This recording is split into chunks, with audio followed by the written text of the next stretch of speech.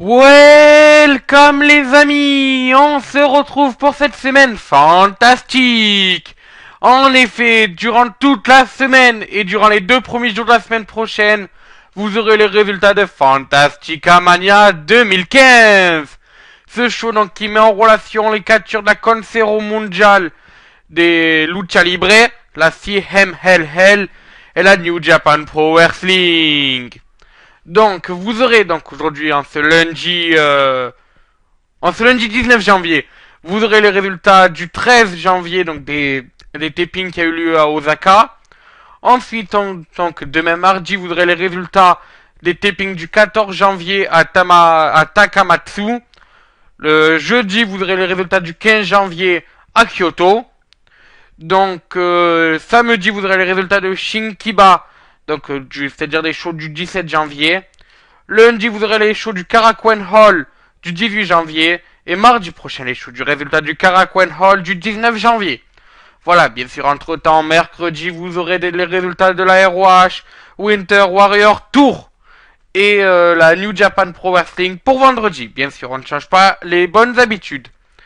Donc, commençons avec les résultats donc de Fantastica Mania 2015, donc pour les shows donc du 13 janvier qui sont déroulés, je le répète, à Osaka.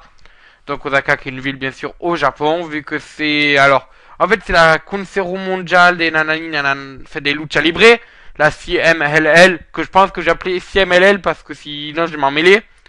En fait, vient au Japon pour faire des shows et c'est là qu'elle se mêle à la New Japan Pro Wrestling, comme la New Japan Pro Wrestling le fait quand elle va aux États-Unis avec la ROH. Donc, tout ça a commencé par un match par équipe.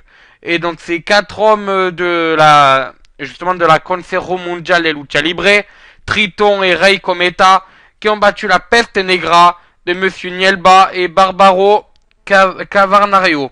Notez que Cometa se venge de Cavernario, qui lui a pris son masque au Mexique en faisant le tombé final sur lui. Ensuite, on a eu un match, entre les 10 ans de carrière, les 10 ans d'anniversaire d'Okamura à la CMLL contre les 20 ans de carrière de Angelo De Oro dans le catch professionnel. Et c'est donc il n'y a pas de vainqueur vu qu'il y a eu un match nul. Les deux lutteurs n'ont pas arrivé à l'emporter après 10 minutes de match. Voilà, donc sinon après on a eu un match par équipe. Paul Vora et Jedo ont battu Mystico et Justin Vanderliger. C'est un tombé surprise sur Mystico qui a été fait de la part de Paul Vora. Ensuite, on a eu un match à 6, un match afin que tout le monde fasse un peu connaissance. Tiger Mask en équipe avec Tuka Junior et Stigma ont battu Chaos de Nakamura, Yoshihashi et Mephisto. Voilà, donc en fait c'est un résultat à nouveau surprenant vu que c'est d'autant plus que c'est Mephisto et non le locardeur Yoshihashi qui a pris le tombé. Donc tombé fait par Stuka Junior. C'est vrai que ça surprend parce que c'est d'habitude Yoshihashi qui fait les tombés.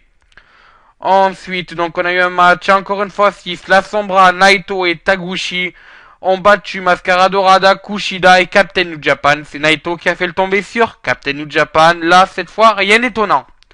Enfin, Tanahashi, Atlantis et Volador Junior ont battu Chaos qui était composé de Okada, Ultimo Guerrero, et oui, le grand Ultimo Guerrero, et Gran Guerrero.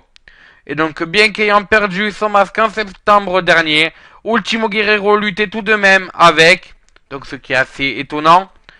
Et puis voilà, sinon on a noté durant ces taping TV que Taguchi et Naito sont venus avec un masque pour un peu fêter cette alliance avec la Lucha Libre, vu qu'on sait que la caractéristique principale des catcheurs, donc des luchadors mexicains, c'est de porter un masque. Voilà, bon c'est sur ce que se termine ce premier volet de Fantastica Mania 2015. On se retrouve demain pour les résultats qu'il y a eu à Takamatsu. Et moi je vous dis, ciao, bonsoir les amis.